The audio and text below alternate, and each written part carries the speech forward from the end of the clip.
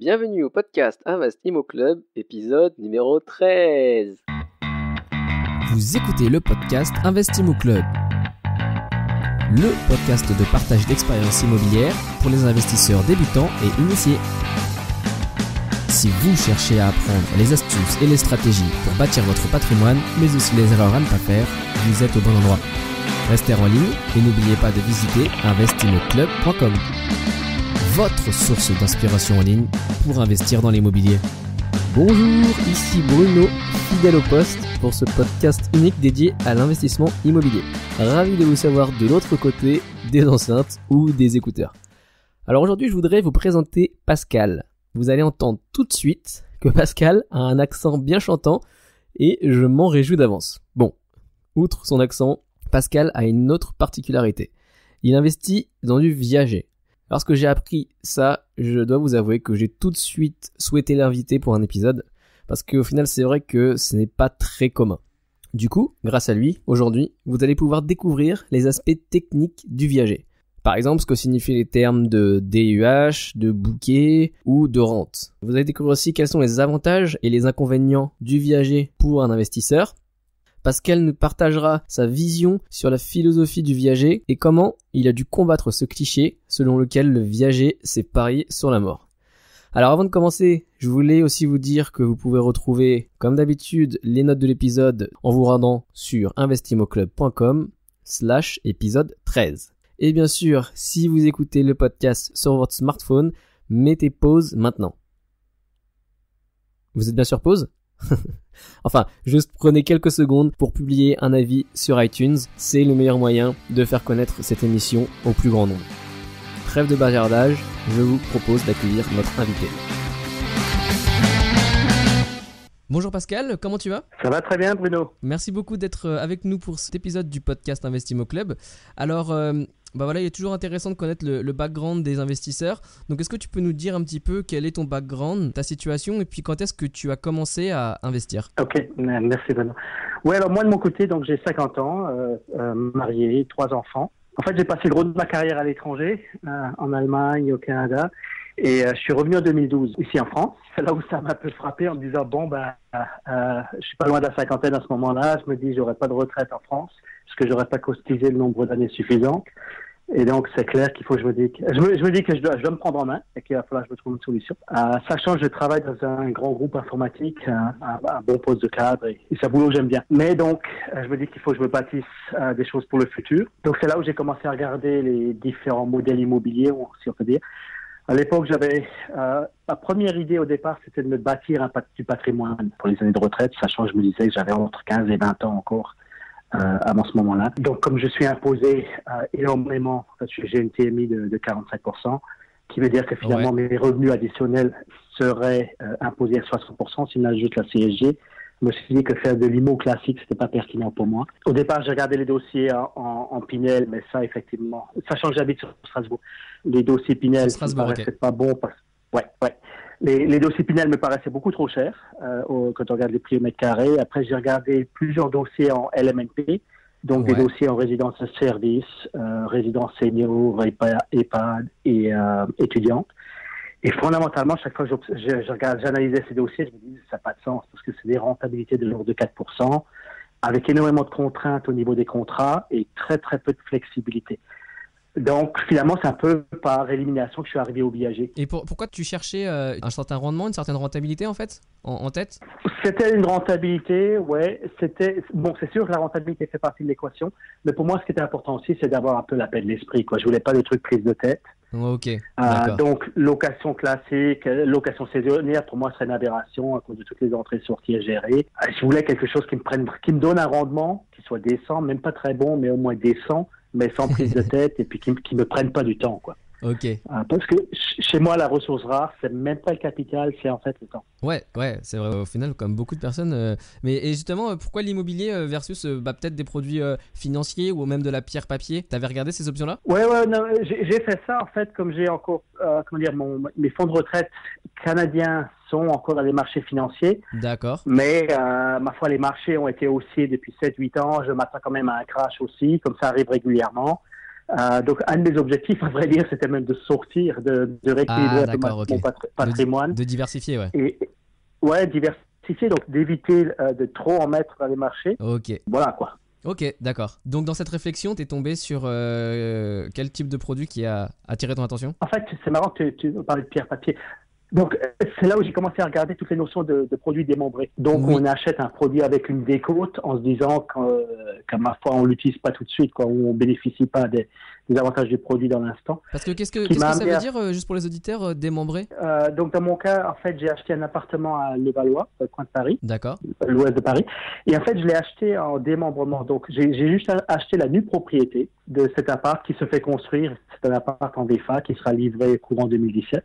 Et donc, j'ai acheté la nue propriété et l'usufruit ira, puisqu'en fait, une propriété complète, c'est la nue propriété plus l'usufruit. Ouais. Donc, voilà.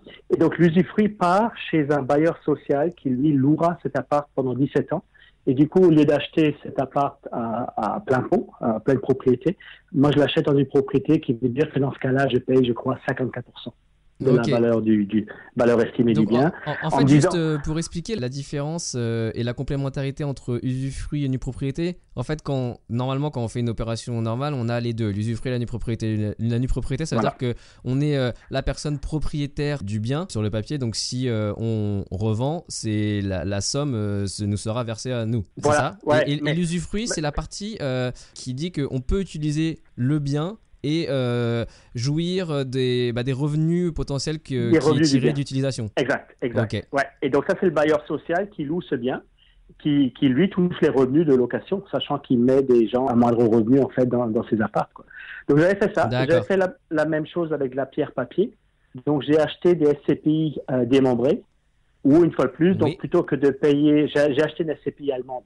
Je voulais m'éviter les SCPI françaises qui me semblent pas mal surévaluées. Et puis, je me suis dit, en allant en Allemagne, on aura des trucs un peu moins chers. Qui plus est, la fiscalité est meilleure quand on prend des SCPI en Allemagne. Et là aussi, je l'ai acheté en démembrement, qui veut dire que j'ai pas de revenus avant 10 ans, mais du coup, je ne l'ai payé que, encore j'ai de mémoire, 67%, je crois, au lieu de 100%, et qui veut dire que j'aurai des revenus dans 10 ans sur le 100% de la valeur. Donc pour toi, effectivement, l'aspect impôt, tu voulais pas du tout éviter d'en rajouter, et donc le meilleur moyen de ne pas rajouter d'impôt, c'est de ne pas rajouter de revenus imposables. Voilà, il y a ça, et puis le fait d'acheter un bien démembré, on le sort de l'ISF. Donc je suis pas encore imposé à l'ISF, mais parce que j'ai un statut d'impatrié, j'arrive de l'étranger. Mais voilà, ça fait partie des choses que je dois gérer, quoi, que je dois faire. Ouais, d'accord, voilà. Ok. Donc t'as fait une opération donc en VFA démembrement, puis SCPI en démembrement. Ça a été tes premières opérations immobilières finalement? Ouais, tout à fait. Sachant que mon épouse a un appart en colocation ici sur Strasbourg, mais c'est un tout petit truc. Et donc c'est comme ça que j'ai commencé je suis tombé sur le viager en lisant un e-book l'année passée au courant de l'été. En lisant un e-book, tu dis? Ouais. C'était quoi comme... tu vas nous parler un petit peu plus du viager, mais c'était quoi l'e-book pour les auditeurs qui s'y intéresseraient? Tu te rappelles? Non, je me rappelle pas. Il faut taper, je sais pas, rentrer un search term du genre viager, e-book viager. Il y en a plusieurs qui en font. Et il y a plein de sites qui ont été créés du genre viager.com, viager.fr. Il y a plein de bons sites où aller. Ouais. Ok, donc tu as lu ça t'a fait un déclic et donc tu t'es lancé dans cette niche. Exact. Ok, et du coup alors juste pour les auditeurs, parce que le viager c'est pas très connu, pour quel type d'investisseur c'est pertinent et quels avantages ça a pour l'investisseur et puis potentiellement aussi pour l'autre côté le vendeur, pourquoi des gens mettent des biens en viager, quoi? D'accord. Ouais. C'est vrai qu'il n'y a pas beaucoup des transactions viagères. En lisant un peu la presse, on dit qu'il y a entre 4000 et 5000 transactions sur l'année, ce qui représente très très peu, quoi. C'est moins de 5%. Ouais, parce qu'il y a à peu près 500 000 transactions tout confondu d'immobilier, grosso modo. Donc effectivement, ça fait... C'est pas grand-chose. Ouais. A priori, un truc que je trouvais amusant en regardant sur Wikipédia. Donc moi, on m'a dit que ça existait depuis l'Empire romain, mais en fait, selon Wikipédia, ça remonte à pas mal plus loin encore. Ok. Ouais. Et donc, voici un peu l'intérêt pour l'acheteur de passer en transaction viagère. Ça permet fondamentalement d'acheter un bien avec une décote. D'accord. Je dirais que ça peut être très bien aussi pour des jeunes qui n'arrivent pas à obtenir du crédit bancaire. Parce que finalement, le viager, quand on fait un dossier viager, on passe pas par le crédit et par une banque. Ce qui permettrait à un jeune, ou disons une personne qui n'arrive pas à obtenir de crédit, mais qui a quand même un peu de revenus et qui a un tout petit capital, de se dire qui a du cash et après qui a quand même des revenus, quoi. De s'acheter et donc il y a des gens qui très tôt dans leur vie adulte finalement commencent à faire des petits viagers. Autrement dit, des petites rentes et des petits bouquets. L'avantage de ça aussi, d'un dossier viager, donc la décote, le fait de pas passer par le système bancaire classique, si on peut dire, par le crédit, c'est qu'a priori, on n'a pas de souci avec les locataires, puisque les locataires sont fondamentalement les gens qui étaient propriétaires de leur maison, qui ont vécu ou de leur appart, qui ont vécu depuis de nombreuses années. Et c'est pas à 70 ans, 75 ans qu'on commence à faire le bordel, quoi.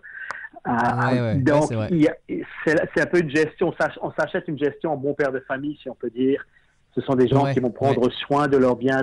Si le bien était mal entretenu avant, ce ne sera pas mieux géré après. Mais au moins, on peut déjà sélectionner comme ça, quoi. L'autre. D'accord. C'est vrai. Il y a deux autres intérêts à ça, je pense. Puis il y en a peut-être pas mal d'autres, mais en voilà au moins deux qui me passent encore en tête. Les frais de notaire ne sont pas basés sur la valeur vénale du bien. Donc, imaginons que la valeur du bien soit 300 000 euros, les frais de notaire ne sont pas basés sur la valeur du bien à 300 000, mais sur la valeur occupée, une fois qu'on aura enlevé le droit d'usage. Donc, les frais de notaire seront réduits. Ça peut être la moitié, du coup, suivant la valeur occupée. Donc, ça, c'est un point pertinent. Et le dernier point qui, moi, m'avait motivé à le faire, ça peut être une stratégie intéressante de transmission. Dans mon cas, en fait, le premier viager qu'on a fait, on a fait une donation à notre fille qui a 20 ans. On a fait une donation numéraire, sachant qu'on peut faire une donation d'un montant d'environ 31 000 euros tous les 15 ans par an. Donc, x2, on arrive à environ 63 000. Et donc, on a fait une donation à notre fille. Et lorsqu'on a signé le compromis, on l'a signé en nom propre, mais avec une clause de substitution. Et après, on a signé l'acte final au nom de notre fille. Sachant qu'après, donc, nous, on avait donné du capital à notre fille. Et voilà, quoi. Donc, notre fille bénéficiera d'un bien immobilier au bout de X années. Donc, en fait, vous avez trouvé un bien en viager. Vous avez signé le compromis avec la clause de substitution. Là, vous avez fait la donation à votre fille. Et donc, dans l'achat final, c'est votre fille, avec l'argent de la donation, qui a acquis et qui est maintenant propriétaire du bien. C'est ça ? Exact. Et nous, on s'est porté caution pour notre fille dans l'acte final, quoi. Donc, on reste quand même là pour sécuriser. Parce qu'effectivement, il y a le côté vendeur aussi. Mais donc voilà, quoi, paquet d'intérêts, décote, l'aspect transmission, les frais de notaire réduits, pas de souci de location. Donc ça répondait pas mal à mes critères. Et parce que juste, j'ai une question là, tu parlais de vous vous êtes porté caution, parce que voilà, effectivement, tu ne passes pas par le système bancaire, mais pour autant, il y a quand même cette notion-là de garantir que tu vas bien verser la rente à la personne qui habite dans le logement pendant la durée déterminée. Ah bah bien sûr. Il faut une caution, etc. Donc c'est ma fille qui paye la rente, d'accord, tous les mois. Mais effectivement, en cas de défaut, si ma fille devait avoir des soucis, c'est moi qui garantis que la rente sera payée, quoi, ou qui me porte caution vis-à-vis de ma fille. Parce que le risque, ça c'est le risque du vendeur. Le risque du vendeur, lui, c'est de s'assurer en fait que sa rente soit payée. Ouais, d'accord, ok. Voilà. Mais du coup, tous ces termes, c'est dans un contrat, qui est un contrat spécifique viager, signé et il doit être approuvé justement par je sais pas, un professionnel assermenté, type notaire, huissier. Ouais. Déjà, je pense qu'effectivement, on va dire, c'est un domaine particulier. Donc, moi, dans mon cas, je travaille des agents quasiment dédiés viager, numéro 1. Et en fait, c'est important de travailler avec des notaires qui connaissent le viager, parce que tout le monde ne connaît pas le modèle. Okay. Donc, dans mon cas, là, je travaille avec un notaire ici qui en a fait un paquet. Donc, il y a zéro explication comment dire, c'est lui qui est hyper rapide sur les discussions, celui qui m'en apprend encore. Et puis, les contrats sont bien ficelés et je pense que les contrats sont équilibrés dans les deux sens. Voilà, mais c'est très clair, quoi. Il n'y a pas de surprise et j'ai envie de dire c'est carré. Et là, dans cette transaction, il y avait un seul notaire et c'était ton notaire, ou alors la vendeuse aussi avait son notaire de son côté? Non, il n'y avait qu'un seul notaire. Le tien, du coup? Non. En fait, c'est le notaire proposé par l'agent. D'accord, ok. Ça nous convenait dans les deux cas, sachant que l'agent, en fait, autant c'est moi qui le paye, puisque c'est moi qui paye les frais d'agent. C'est quelqu'un qui a vraiment à cœur de défendre les vendeurs, d'accord. Okay. Beaucoup plus, je pense, que ce qu'on verrait dans une transaction normale. Mon expérience passée dans les transactions normales, les agents ils cherchent à passer au plus vite Et donc, voilà, au plus vite, au plus simple. Alors que là, j'ai un agent qui se bat beaucoup du point de vue du vendeur. Et là, finalement, ce qui peut-être peut m'amener à pourquoi est-ce que quelqu'un vendrait son bien en viager. Ouais. Donc, c'est quoi l'intérêt du vendeur qui est le crédit rentier? Il y a une terminologie un peu spéciale au viager. L'acheteur, c'est le débit rentier. Ouais, et le vendeur, c'est le crédit rentier. Et c'est vrai que c'est marrant parce que finalement, faire un dossier viager, c'est une forme de crédit vendeur. Bah ouais. C'est le vendeur qui nous fait crédit, quoi. En fait, le vendeur est en quelque sorte à la fois la banque qui va faire qui va t'autoriser à faire un prêt et de verser des échéances au fur et à mesure qui correspond à la rente, quoi. Ouais. Exact. Voilà. Ouais. Alors, l'intérêt pour le vendeur de faire des dossiers en viager, il y a plusieurs points. Le premier, finalement, c'est qu'il continue à vivre dans son bien jusqu'au décès. Ouais. Jusqu'au décès, si c'est un couple, donc jusqu'au décès de la dernière personne dans le couple. D'accord. Il peut toucher, en fait, après il y a différents montages, mais fondamentalement le cas courant, c'est le viager occupé. Donc il va toucher un montant fixe au départ, qu'on appelle le bouquet, et après il va toucher une rente mensuelle. D'accord. Et l'intérêt de la rente, en fait, si on y pense bien, la rente moyenne en France, de mémoire, c'est de l'ordre de 1 200 €. D'accord. Ce qui finalement n'est pas terrible quand on considère que les frais d'EHPAD moyens sont de 2400. Et donc, fondamentalement, ce que ça fait, le fait de toucher la rente, ça m'a frappé parce que j'ai vu plusieurs fois sur le visage des gens, quoi, ce soulagement de se dire, je peux vivre chez moi, je touche de l'argent maintenant, donc je peux encore me permettre des petits caprices ou des rêves, en fait, comme des beaux voyages, tant que je suis encore en santé. Et en plus, ma rente sera indexée. Et puis, j'ai envie de dire, quand tu touches 1200 de rente et au départ de retraite, 1200 de retraite, et qu'on touche un autre 600 à 700 de rente en plus, c'est bien, quoi. C'est plus que du beurre sur les épinards. D'accord, ouais, effectivement. Et quand tu dis indexé, les rentes seront indexées, qu'est-ce que tu signifies par là? Oui, alors effectivement, les rentes, dans le contrat, ça c'est défini dans le compromis et dans le contrat, évidemment. Ouais. Donc le vendeur, le crédit rentier, va toucher une rente qui sera payée mensuellement. Et cette rente, en fait, est indexée annuellement sur un indice. L'indice est à définir et plusieurs possibilités. Ça pourrait être l'indice d'augmentation des prix. Ouais. Là, je me dis peut-être que j'apprends sur chacun de mes dossiers. Ce que j'ai fait récemment, c'était sur l'indice de la construction. C'était peut-être pas la meilleure des décisions. Mais donc, l'idée, c'est de prendre un indice et de l'indexer sur cet indice qui doit être au moins en phase avec l'inflation. Parce que fondamentalement, le vendeur, lui, il veut garder son pouvoir d'achat. Bah oui, effectivement, tout à fait. Ok, du coup, est-ce que tu peux nous expliquer un peu sur la technique, comment est défini sur un bien, voilà, un vendeur veut faire son bien en viager, combien va être le bouquet, donc la somme que tu dois te donner au départ, combien est la rente, est-ce qu'il y a d'autres éléments qui rentrent dans le calcul rapidement Bah écoute, déjà les viagers, donc il y a différents types de viagers. Hein. Il y a les viagers occupés où les personnes vont rester jusqu'au décès. Il y a ce qu'on appelle les viagers libres. Un viager libre, ça pourrait être par exemple un couple qui a une résidence secondaire dont ils n'ont plus besoin et ils cherchent à se défaire de bien. Donc ça c'est le viager libre. Et après il y a aussi les viagers à terme. Parfois, tu as des gens qui se disent « Ouais, mais peut-être que ma santé n'est pas si bonne, je pourrais mourir sous 5 ans. Par contre, j'ai des héritiers et je voudrais que mes héritiers touchent quand même quelque chose. » Donc, on trouve aussi des viagers à terme où, en fait, on va dire il y a 15 années de rente à payer et ça s'arrête au bout de 15, d'accord. Même si la personne vit encore 30 ans, on va dire, ou 40 ans, il n'y a que 15 termes. Mais si la personne décède au bout de 5 ans, et ça veut dire que finalement, le vendeur dans un premier temps et les héritiers du vendeur dans un deuxième temps toucheront jusqu'au terme de 15 ans. Quoi. Ok. Ouais, voilà. Donc là, en fait, effectivement, la date de fin, c'est pas la mort, c'est une date fixée au préalable. Voilà, exactement. Et après, tu as le dernier cas, qui est le cas où il y a juste un bouquet, un montant finalement au départ, et il n'y a pas de rente. Donc, il y a différentes possibilités. Alors, prenons peut-être un exemple. Prenons un bien, on va dire, estimé à 300 000 €. Donc, valeur vénale. Si cette personne, on va dire ce couple, vendait leur bien, il l'estimerait à 300 000 €. Ok. Donc, comment ça se passe? Alors, imaginons un monsieur de 75 ans, pour faire simple. Monsieur de 75 ans et une dame de 70 ans. Ok. Donc, moi, ma façon d'analyser ça, dans un premier temps, c'est là où je vais regarder mes tables d'Aubry. Alors, d'Aubry, c'était un notaire, je crois, je pense, dans le sud de la France. C'est quelqu'un qui a défini, en fait, des ABAC, qui a défini, qui a plein d'informations sur la durée de vie des gens, sachant que un homme a une certaine espérance de vie, une femme a une différente espérance de vie, un couple a une espérance de vie plus longue, d'accord? Ok. Et à titre d'exemple, donc si je reprends mon exemple ici, un monsieur de 75 ans en espérance de vie, selon le barème d'Aubry, qui est un peu le standard dans le BIG. D'accord. Un monsieur de 75 ans en espérance de vie de 12 ans, une dame de 70 ans a une espérance de vie de 19,5, en fait c'est quasiment 20 ans, mais un couple ensemble, un couple dont les attributs sont homme de 75 ans et une femme de 70, ils ont une espérance de vie de 22 ans. D'accord, ok. Voilà. Donc, sachant cela... Là, on voit la puissance de l'amour, là. Ouais, exactement. Et des relations, quoi. Et des relations, le fait d'avoir des relations sociales, d'être intégré dans une communauté, etc. Ouais, c'est vrai. Ouais. Et donc, dans ce cas-là, 22 ans, de vie de 22 ans. Donc, on applique dans ce cas-là, selon le barème d'Aubry, une décote de 58% qui représente le droit d'usage et d'habitation. Donc, 58% de 300 000, on parle très rapidement, donc 150, 174 000.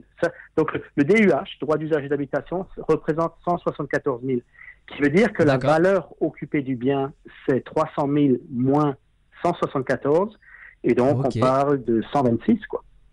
Donc c'est le 100. Les frais de notaire d'ailleurs seront basés non plus sur le 300 000, mais dans ce cas-là sur le 126. Ok, d'accord. Donc le 126, ça va être le bouquet, c'est ça? Le bouquet et les rentes, et l'ensemble des rentes. Ah, c'est le bouquet plus l'ensemble des rentes. Ouais. Ok. Ouais. Ok, d'accord. En fait, un DIAG, on peut dire, un dossier DIAG est fait de 3 éléments. Il y a le DUH, le droit d'usage et d'occupation. Il y a le bouquet et la somme des rentes. Ok, d'accord. Ok. Voilà. Ok. Et donc entre justement, donc on a 126 qui représente la somme du bouquet et des rentes. Et après, comment c'est calculé le bouquet que tu dois mettre au départ et puis après les rentes que tu dois payer pendant 22 ans, 12 mois, quoi. Ça, en fait, il y a un peu un usage qui fait que le bouquet devrait être de l'ordre de 30%. Après, ça se négocie, tout se négocie. On peut dire que la valeur vénale se négocie, mais le montant du bouquet peut se négocier au même titre que le montant de la rente peut se négocier. Sachant que dans ce cas-là, on va dire ce couple, il veut retrouver son 126 000. Donc moi, il y a eu des cas où j'ai payé vachement plus en bouquet pour réduire la rente. Pourquoi? Parce que je me suis dit, mon deuxième cas, je me suis dit que ça allait être une espérance de vie très longue. Et pour moi, en tant qu'acheteur, le risque, c'est la durée. Et donc, j'avais payé même plus que le prix demandé initialement au niveau de la valeur vénale pour bien augmenter le bouquet et réduire la rente. En fait, ça dépend aussi des besoins, on va dire, des vendeurs. Il y a des vendeurs certains vont avoir des besoins de cash immédiat pour un paquet de raisons. Ouais, bien sûr. Je sais pas, pour donner à des petits-enfants, pour payer peut-être un endettement, pour se faire encore quelques beaux voyages, etc. Ça, c'est à voir. Et d'autres, bien sûr. Et d'autres vont se dire non, moi je veux plutôt un bouquet faible, mais une rente importante parce que je suis un peu inquiet quant au futur. Ouais, ok, d'accord. Mais après, comme tu disais, c'est intéressant. Une règle d'usage moyenne, c'est à peu près 30%. Donc sur les 126 000, à peu près 30% représente le bouquet. Là, j'ai calculé 37 800 €. C'est vrai que par rapport à un bien qui coûte valeur vénale 300 000, si le bouquet moyen de 37 000, ça fait une sacrée facilité pour trouver ce genre de financement, quoi. Ouais, c'est clair. Ouais, donc un dossier comme ça, pour faire simple, sur le 126 000 de valeur occupée qui reste, on peut, pour simplifier, on peut dire il y a 40 000 qui partent en bouquet. 40 000, ouais. Voilà, 40 000 de bouquet. Du coup, il me reste 86 à renter. Et ce 86 000 sur 22 ans, selon les tables d'Aubry, une fois plus, avec le taux de rente, on arrive avec une rente de 420 € par mois. Ok, mais sur ces 420 €, on va quand même rajouter l'indexation. Donc, en général, on va dire sauf cas exceptionnel, mais on n'est pas en déflation, ça fait longtemps qu'on n'a pas été en déflation. Mais donc, au final, tu paieras quand même un petit peu plus cher que ce qui est prévu au départ avec cet effet indexation. Ah, mais alors, complètement. tu l'inclus dans le calcul. Non, moi, effectivement, j'ai mon fichier Excel où, du coup, je calcule une revalorisation de la rente. Et puis, je ne prends pas le taux d'inflation affiché aujourd'hui. Parce que l'inflation, à ce stade-là, peut que remonter. Ouais, c'est ça, exactement. Ouais. Donc, il y a ça à penser, quoi. Par contre, si on reprend ce dossier-là, maison de 300 000, on va dire, 40 000 de bouquet, ça peut se trouver. Et puis, 420 de rente, même si ça passe à 500, 600, etc., même des jeunes peuvent se permettre ça. Ouais, c'est clair. C'est clair, effectivement. Ça peut être pertinent pour des jeunes en début de carrière, on peut dire. Ouais, tout à fait. Mais alors du coup, là, effectivement, on parlait des avantages du viager, mais voilà, d'après ton expérience déjà jusqu'à aujourd'hui, qu'est-ce que tu vois comme risque ? À la fois pour toi qui est crédit acheteur... Comment tu appelles ça? Le débit rentier, et il y a le vendeur qui est le crédit Toi, t'es rentier. crédit rentier? Non, et moi, je suis l'acheteur, donc je suis le débit rentier. Ah, toi, t'es débit rentier. Ok, en tant que débit rentier, et pour le crédit rentier, voilà, c'est quoi les risques potentiels qu'il y a? Ouais. Bon, à la limite, faisons plus simple. On va dire, il y a le vendeur, il y a l'acheteur. Le risque pour le vendeur, c'est un risque de non-paiement de rente. Okay. Qui peut arriver pour un paquet de raisons. Parce que si on a un viager, on va dire, qui a une espérance de vie de 20 ans, il y a plein de choses qui peuvent arriver en 20 ans. Bien sûr. Au niveau de l'emploi, au niveau de la situation financière, ou c'est l'acheteur qui peut décider. C'est la fameuse histoire de Jeanne Calment, qui avait vendu sa maison à 90 ans, qu'il avait vendu à son notaire qui avait 30 ans de moins, et le notaire est décédé avant elle. Ouais, effectivement, ouais. Voilà. Donc il y a un risque réel pour le vendeur. Mais est-ce que justement, du coup, quand tu fais le dossier, le vendeur, est-ce qu'il te demande tes fiches de paye, etc. Ou même, un peu comme les banques, une espèce de bilan médical à partir d'un certain moment? Deuxième question, est-ce que justement il y a une assurance de cette rente, comme il y aura une assurance crédit que les banques prennent? J'ai vu qu'il y avait des assurances sur les rentes. J'avoue que moi j'ai pas regardé ça, mais voici comment le vendeur se protège lui. Puisque son risque à lui, c'est que la rente soit plus payée. Alors il y a en fait dans chaque contrat viager, du moins qui est bien rédigé, il y a ce qu'on appelle une clause résolutoire de la vente. Autrement dit, la vente peut être annulée. Imaginons qu'on ait une espérance de vie une fois de plus de 22 ans, comme dans le cas précédent. La personne paye bien ses rentes sur 12 ans, pour faire simple. 22 ans au total, enfin planifié. Et la personne paye un picobello tous les mois, la rente est indexée, ça arrive chez le vendeur pendant les 12 premières années. Et arrive la 13e année, la rente n'est plus payée, le vendeur envoie des courriers recommandés, mais il ne se passe rien. Et dans ce cas-là, en fait, la vente est annulée au profit du vendeur. Donc là, dans ce cas-là, même si l'acheteur aura payé 12 années de rente, le vendeur reprend son bien en plein. Ok, donc c'est assez clair et simple, quoi. Ce qui explique aussi d'ailleurs pourquoi les banques refusent de donner du crédit pour les acheteurs à cause de cette clause résolutoire, parce que finalement, ils ne sont pas au premier rang au niveau de... Ils ne peuvent pas protéger leurs prêts en disant je mets une hypothèque sur le bien et puis je peux récupérer ça. Bien sûr. Donc au final, pour le vendeur, le risque reste minime parce qu'avec cette clause, c'est assez facile de se prémunir d'un non-paiement de rente, quoi. On reprend. C'est sûr. Mais après, il faut se remettre dans le contexte des personnes. On va dire on fait des viagers à partir de 70 ans. Est-ce qu'à 75 ans, est-ce qu'à 80 ans, on a envie de se taper des procédures légales, etc. Enfin, c'est pas simple non plus, quoi. Ah, ok, d'accord. Ça se fait pas juste comme ça en un courrier recommandé. Il y a une procédure. Bon, le texte de la clause résolutoire est assez drastique, on va dire. Donc, il faut faire attention. Ouais, ok. Donc, là, par exemple, moi, j'ai même fait insérer dans mes contrats en disant que, comment dire, c'est pas annulé s'il y a non-paiement d'une seule rente, mais de deux rentes. Ok, d'accord. Moi, j'ai demandé est-ce qu'on change la clause pour que ce soit 2 rentes non payées de façon consécutive, en me disant que quand j'ai vécu au Canada, j'ai eu des périodes où il n'y avait pas d'électricité pendant 15 jours. Quoi. Et donc, rien ne marchait. Donc, je voulais pas me faire annuler des transactions pour des choses comme ça. Alors, je savais pas que le Canada, c'était un pays à risque électrique. Non, au Québec, en 99, je crois, pas d'électricité en janvier pendant 15 jours. Sachant qu'il faisait moins... genre blackout blackout à cause complet. d'hiver. Ouais, à cause de l'hiver. Ouais. C'est déjà arrivé en France aussi, évidemment. Mais peut-être pas aussi longtemps. Quoi. Mais c'est bête à dire, mais quand il y a un blackout, lui, le vendeur, il veut être payé, quoi. Ouais, c'est clair. Voilà. Et donc, ça c'est risque pour les vendeurs et puis le risque pour l'acheteur un petit peu. Alors, le risque de l'acheteur, on va dire, c'est les premiers risques aux catégories de risques sont les risques liés au bien lui-même. Ça reste un achat immobilier, donc il faut quand même acheter un bon bien, on ne veut pas avoir de surprises, je ne sais pas, au niveau de la toiture, des fondations, etc. Ou d'animaux, de bibites, comme on disait au Québec. D'insectes. D'insectes, etc. D'insectes nuisibles, etc. Ouais. Donc, il y a tous les risques classiques liés à l'évaluation du bien. Ça, c'est le premier. Bon, ça s'évalue et puis après, ça se gère. Après, il y a les risques liés à l'aléa. Autrement dit, les risques liés à l'espérance de vie. Dans la mesure où, effectivement, si on a un dossier Jeanne Calment, on peut... En fait, une transaction viagère pour l'acheteur... La hantise dans le monde du viager, le dossier Jeanne Calment. Ouais, complètement, effectivement.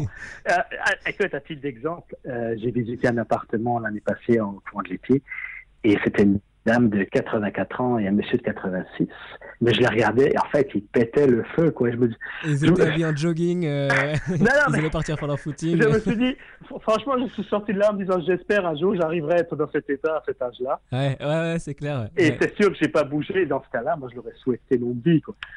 Parce que pour moi, bien sûr. la dame, elle était partie pour devenir centenaire, quoi. Ouais. Et je le souhaite, quoi. Jamais je Bien souhaiterais sûr. du mal à qui que ce soit, là. Donc, il y a Ouais, bien ça. sûr. Je pense qu'une dernière grande catégorie de risque, c'est un risque juridique. Il y a eu des cas où des transactions viagères ont été signées, ou parfois c'est quelqu'un qui veut déshériter ses enfants. Malheureusement, ça arrive. Moi, c'est le genre de dossier auquel je ne touche absolument pas. Je ne veux pas rentrer dans les guerres de famille, puis j'aurai un problème d'éthique avec ça. Mais donc, il peut y avoir un cas où on dit, bon, la transaction est signée, et imaginons que la personne décède au bout d'un an.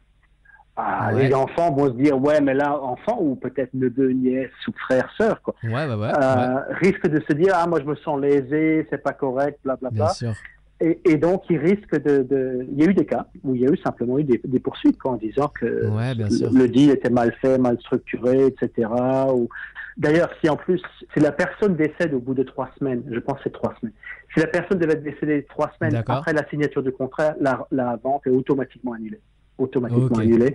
Donc il y a tous ces risques-là auxquels il faut penser. Ouais, bien sûr. Parce que et toi, justement, quand tu cherches des dossiers de viager, là, tu t'informes sur la situation de succession potentielle des gens, et puis voilà, quel est leur avis sur cet aspect-là, pour être bien sûr que les choses soient clean. C'est sûr, je demande toujours si les gens ont des enfants, s'ils ont plutôt des frères, sœurs, des cousins. Parce qu'après, il faut voir le truc. Parfois, il y a des cas, on va dire, les gens n'ont pas d'enfants, d'accord? Ils ont peut-être que des neveux ou des nièces.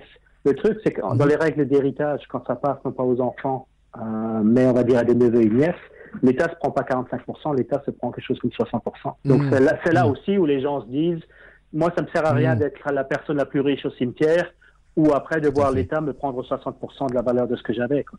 D'où l'idée, une fois de plus, pour eux de considérer, de monétiser finalement leurs biens, et puis de profiter jusque dans leurs derniers jours. Mais bon, il y a des risques, hein, il y a une décote, c'est vrai, mais c'est parce qu'il y a des risques aussi, quoi. Ok, et justement, sur l'aspect philosophique, on parle du viager comme un pari sur la mort, etc. Mais je sais pas, toi, quel est ton avis sur ça, sur ces idées-là? Ouais. J'avoue qu'au départ, j'ai dû faire un peu de chemin, là, parce que je me disais, c'est drôle quand même. Ouais. Pas drôle, mais j'étais mal à l'aise avec ça. Ouais. Et fondamentalement, c'était en parlant à mon agent immobilier qui, lui, spécialiste en viager depuis de nombreuses années, qui me disait, non, c'est bête. Pour lui, là, c'était quasiment égoïste de le voir comme ça. Il disait, regarde bien, tu as des vendeurs qui font des transactions parce qu'ils en ont envie, là, tu les forces pas. Et en fait, il y a des vendeurs qui cherchent à avoir une retraite plus belle, plus gracieuse, etc. Et en fait, avoir des revenus supplémentaires, ça les aiderait bien, sachant que de toute façon, à partir du moment où ils meurent, et si l'État le prend tout, ça aurait des personnes, quoi. Donc, c'est vrai. Et d'ailleurs, c'est assez bien documenté parce que les gens qui font des dossiers viagers vivent plus longtemps que la moyenne des gens. Pourquoi? Parce et la raison étant finalement, somme toute assez simple, c'est qu'il y a moins de stress. Il y a des gens, moi je le vois, je sais pas, je peux penser à mes parents, des gens dans ma famille, on se dit, quand on a un certain âge, on se dit petite rente de pas grand-chose, etc. S'il faut passer dans une maison de retraite, dans un EHPAD, c'est tout de suite vachement plus, quoi. Et donc, si effectivement on a obtenu un capital d'entrée de jeu, on obtient une rente supplémentaire, ça enlève du stress. Ça enlève du stress. Au départ, j'avoue que mon premier dossier, je me disais, qu'est-ce qu'on fait? Est-ce qu'on garde la relation avec la personne, etc. Je me suis dit, une fois de plus, il faut comprendre, moi j'ai passé 20 ans en Amérique du Nord, qui est une approche très, très, légaliste, où on passe rapidement avec les avocats. Je me suis dit, merde, je ne veux pas avoir des soucis, quoi. Donc je me suis dit, je m'interdis complètement d'inviter la personne chez moi. Je ne veux pas me faire traiter d'empoisonneur ou quoi que ce soit, quoi. Moi, bien sûr, Franchement, moi je pars du principe que c'est une croyance. J'imagine qu'il y a plein d'idées. Mais comment dire, moi je pense que chaque avis, on a tous notre date et puis c'est pas à nous qu'il appartient de savoir ça. Bien sûr. Mais c'est vrai. Donc finalement, tu fais comme ça, tu gardes une relation assez distante avec les vendeurs. Attends, distante non. non. Mais donc on avait, comment dire, c'est bête à dire, mais je les rencontre dans un resto. D'accord. Ou chez eux. Bon, à la limite, j'aurais pas de problème à les faire venir chez moi, mais je veux m'éviter ce genre de risque. Ouais, bien sûr. Voilà, donc on dîne ensemble dans des restaurants ou chez eux, quoi. Ok, d'accord. Et du coup, avant de passer à la dernière section de l'épisode, c'est toi, ta stratégie immobilière future dans les 5 ans, 10 ans, comment tu la vois en fait? T'as envie de continuer là-dedans? T'as envie de faire d'autres types d'investissements? Alors, effectivement, oui, je vais continuer dans tous les cas pour mes enfants, donc dans le cadre d'une stratégie successorale, parce que je pense que ça a de la gueule de faire. C'est sûr que je vais faire au moins une transaction viagère pour chacun de mes enfants, en utilisant donc le principe de la donation. Ok, d'accord. Donc ça c'est acquis. Et puis j'attendrai par contre que mes deux autres passent le cap des 18 ans. Après, donc en fait, toi, le principe avec tes enfants, c'est tu leur proposes et tu les aides sur le bouquet à payer, mais après les rentes, c'est eux qui vont les payer. Ouais. Donc en quelque sorte, tu les incites à faire une épargne forcée dans ces projets-là pour prévoir leur futur aussi, quoi. Ah, complètement. Mais j'étais presque, comment dire, l'impact. J'ai trouvé ça assez intéressant de voir l'impact que ça a eu auprès de ma fille. Ça responsabilise vachement. C'est la première fois qu'elle a eu à lire un contrat. Ma fille a 20 ans, elle fait des études. Donc elle a eu à lire son contrat, elle a eu à lire ses obligations, etc., etc. Et puis je pense qu'elle a senti bien sûr. Non, mais c'est super intéressant parce que des fois, je me dis comment essayer de d'inculquer une certaine intelligence financière, tu vois, à ses enfants. Et du coup, là, c'est vrai que c'est une bonne manière d'impliquer et d'aider à penser l'économie et la finance de façon concrète, quoi. C'est clair. Hyper concrète, quoi. Et puis, ouais, tout à fait. Non, c'est sûr que donc moi, j'ai continué à faire ça. Il faut que la personne qui fait la donation et qui après signe pour une rente viagère se doit d'avoir 18 ans. Donc là, j'ai encore un jeune de 17 ans et un autre de 15 ans. Et puis quand ils auront le cap de 18 ans, je continuerai à faire ça. Donc le viager à côté du viager, continue à faire partie de mes options. Par contre, finalement, il y a 2-3 aspects qui me chipotent un peu avec le viager. Un, c'est une sortie de cash. C'est pas du cash flow positif, c'est du cash flow négatif. Il y a ça. Pour mon deuxième bien, j'aurais pu sortir le cash, mais j'avais pas envie. Je suis allé faire un prêt auprès de ma banque pour couvrir la partie bouquet, frais d'agence, frais de notaire. Par contre, du coup, après ce prêt-là, on peut pas en déduire les intérêts, comme de l'IMO classique, numéro 1.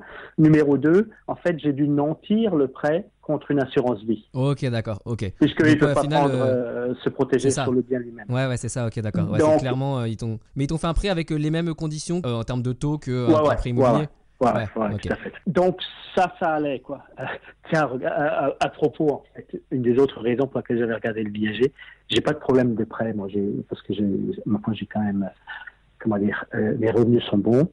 Mais en fait, moi, ce qui m'embêtait, c'était l'assurance, qui là prenait beaucoup de temps à cause d'un bobo de santé. Voilà, quoi. Donc pour les gens qui peuvent avoir des soucis finalement pour emprunter, mais qui ont néanmoins des revenus, c'est là où le viager peut être intéressant une fois plus. Ok, excellent. Mais donc comme dit l'aspect négatif, il y en a 3. 1, ça bouffe du cash.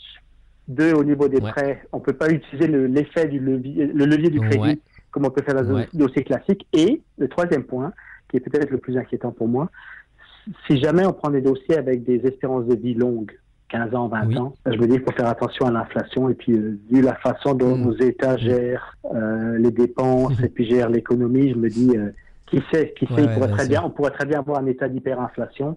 Auquel cas, moi en tant que débit rentier qui doit payer une rente, je risque de me prendre ça de plein pot. C'est moi qui paye la rente, quoi. Après, on peut dire peut-être que la valeur du bien augmentera d'autant. Ouais, mais le cash, il sort de chez moi, quoi. Ouais. Donc, parce qu'au final, t'as pas vraiment de manière d'en sortir avant le terme ou avant le décès du vendeur, en fait, dans ces dossiers. Tu pourrais. Tu pourrais, mais au risque de tout perdre aussi de ce que t'as déjà mis dedans, quoi. Non, même pas tout perdre. Il y a un marché secondaire. Il y a un marché secondaire pour les viagers. Ok, d'accord. Ouais. Donc, tu peux racheter effectivement des viagers en cours, ça se fait. Je n'ai pas encore regardé ça, mais ça se fait. Voilà, quoi. Ou quelqu'un va te reprendre finalement En gros, c'est un calcul sur les rentes qui restent à payer en fonction des espérances de vie, etc. Donc, ça pourrait se faire. Mais donc, cette crainte d'inflation forte est quelque chose qui me garde en tête. C'est pour ça que du coup, moi, je commence à regarder d'autres modèles immobiliers, dont notamment la colocation et puis les immeubles en rendement. Voilà. Ok, d'accord. Ok, parce que du coup, là, t'as quel âge aujourd'hui déjà et à quel âge t'as commencé tes premiers investissements en viager? Écoute, j'ai commencé 50 ans cette année, j'ai commencé à regarder ça l'année passée, puis là on a fait 2 transactions et puis je regarde 2, 3 autres. Ok, donc là, tu vas continuer à mixer ça plus de l'immobilier physique avec des contrats d'achat plus standard, quoi. En fait, le biaisé, là où ouais. c'est intéressant, il faut penser à mutualiser le risque. Donc, n'avoir qu'une seule transaction, c'est faire un pari. En avoir 5 ou plus, on mutualise déjà. Alors, certains vont aller bien plus longtemps que prévu, d'autres vont être plus courts, et du coup, on rééquilibre tout, quoi. Donc, ce qui est un peu un truc que j'ai en tête aussi, de me dire, dérisquons l'approche, quoi. Ouais, tout à fait, ouais. Ok, d'accord. Bah écoute, si tu veux bien, on va passer à la dernière section de l'épisode. Ouais. C'est l'heure de passer aux questions de comptoir. Alors, la dernière section de l'épisode, les questions de comptoir, c'est 4 questions que je pose à tous les invités. Et la première, c'est est-ce qu'il y a un livre que tu recommandes souvent, lié au business, à l'immobilier? Ça c'est marrant. Bon, moi j'ai passé 20 ans de l'autre côté de l'Atlantique, donc je lis beaucoup en anglais.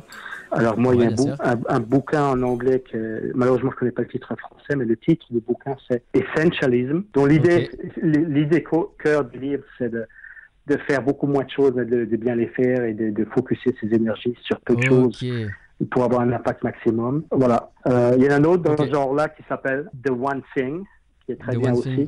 The One Thing. Je pense qu'il y a moyen de trouver. En fait, le premier, c'est Greg McKeown. Grant Cardone, le deuxième, c'est ça, et le premier, je sais plus. Ouais. J'ai lu le The One Thing et Essentialism, je l'ai pas lu, mais je vais regarder sur partager avec les auditeurs sur le post de l'épisode. Mais ok, c'est vraiment intéressant. Donc c'est pour essayer de focaliser sur l'essentiel, quoi. Ouais, justement. Moi, je n'en ai pas particulièrement besoin, parce que j'ai tendance à. Je suis hyper curieux, donc j'ai tendance à fouiller dans plein d'endroits, mais du coup, on a moins chose. Ouais, tout à fait. Alors, ok, deuxième question. On dit que c'est en se trompant qu'on apprend. Alors, et toi, est-ce qu'il y a, jusqu'à aujourd'hui, dans ta petite carrière d'investisseur, une erreur qui t'a appris beaucoup de choses et que tu souhaiterais avertir les auditeurs? Ouais, quelle bonne question. Oui. Alors, en fait, je me suis brûlé les pattes pas à peu près quand j'étais en Amérique du Nord. J'ai fait 2 investissements immobiliers, un dans l'Ouest canadien, un en Californie. Malheureusement, mon timing était à peu près aussi mauvais que possible. J'ai perdu beaucoup de sous. Et ce que j'ai appris de ça, c'est que je lis mes contrats. Le fine print, comme on dit, moi, je lis ça dans les détails maintenant. Et j'ai certainement appris à, quand les rendements sont élevés. Les petites lignes, c'est ça? Oui, les petites lignes, d'une part. Et quand les rendements sont élevés, c'est qu'il y a peut-être des raisons. Donc, j'ai appris à devenir vachement plus prudent, à finalement aller un peu moins vite, mais à bien valider les choses et à gérer mon risque, à gérer le downside. Comme un trader va faire à la bourse. On peut perdre plein de fois, mais il faut s'assurer de perdre peu à chaque fois. Donc moi, c'est toute cette notion de gestion de risque, de due diligence que j'aurais appris à travers mes erreurs. Ouais, tout à fait. Mes erreurs m'avaient coûté cher. J'ai même eu mon expérience de procès en Californie, des appels avec le FBI, etc. Voilà, j'ai pas aimé l'expérience, donc je me dis maintenant je fais bien. Ouais, ouais, c'est excellent. Troisième question, à part l'immobilier, est-ce que tu as des loisirs? Ouais. J'aime nager en ce moment. Avant, je faisais des arts martiaux, mais là, je nage beaucoup. D'accord. Puis, je voyage beaucoup aussi, même par mon boulot, et ça, j'adore. Ok. Et je sais pas, justement, la natation, ça t'apporte quel genre de sensations, de sentiments, de points positifs par rapport à ta vie professionnelle ou d'investisseur là? Ouais, non, c'est simplement la paix de l'esprit, quoi. La paix de l'esprit, le fait de bouger physiquement, parce que je passe le gros de mes journées devant mon ordinateur, donc c'est bien de ressortir. Ouais, c'est clair. Et là, en Alsace, en hiver, t'arrives à te motiver pour nager? C'est une piscine ouverte, c'est la piscine qui est proche du Parlement européen. Elle est ouverte toute l'année. Ah oui, je vois laquelle c'est. Elle est chauffée en hiver. Donc c'est vrai que la vue est magnifique, quoi. La vue est magnifique et effectivement, c'est amusant d'être dehors, même s'il y a du brouillard, s'il y a de la neige qui tombe, s'il pleut, etc. Très bel endroit. Ok, c'est juste un petit peu frisqué le temps entre le vestiaire et se jeter dans l'eau, quoi. Ouais, c'est vrai, mais on s'y fait. Ouais. Bah après avoir vécu au Québec aussi, j'imagine que voilà, les notions de froid sont différentes. Écoute, ça c'est la chose qui me manque le plus peut-être, c'est de la beauté de l'hiver là-bas. Le ciel est bleu. Ouais.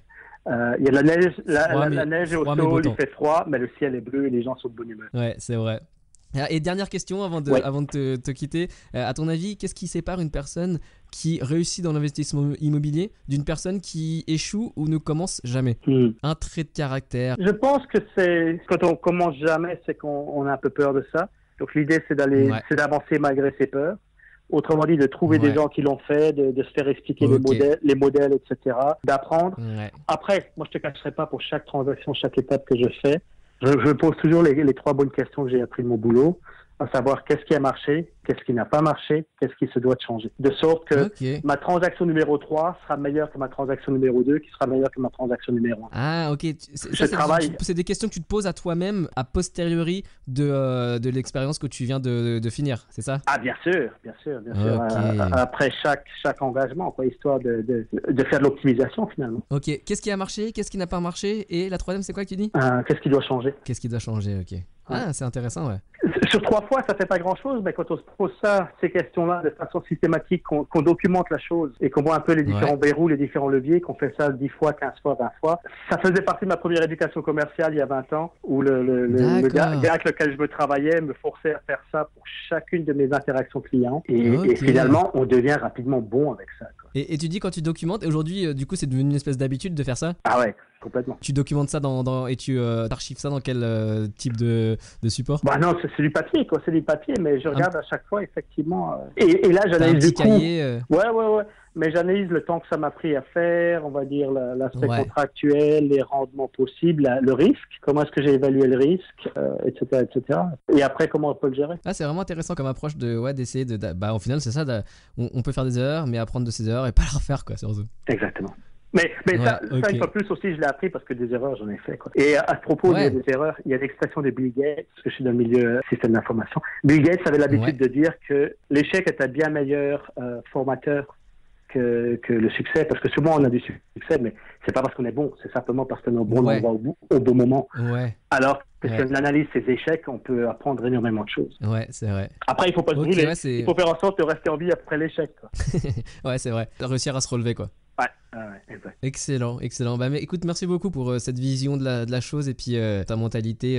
C'est intéressant aussi d'avoir des gens qui pensent un peu différemment parce que en France, comme tu disais, on a une certaine manière de penser. Quand on est en Amérique du Nord, c'est une certaine autre manière qui ont des côtés bons, des côtés un peu moins bons, mais en tout cas une vue différente et c'est toujours bien de nuancer, quoi. Donc je te remercie pour ça, pour ton temps. Merci Bruno. Et puis je te dis bon courage pour tes futurs projets. Ok, merci et bonne chance à toi aussi. Merci, à très bientôt. Au revoir. Bye.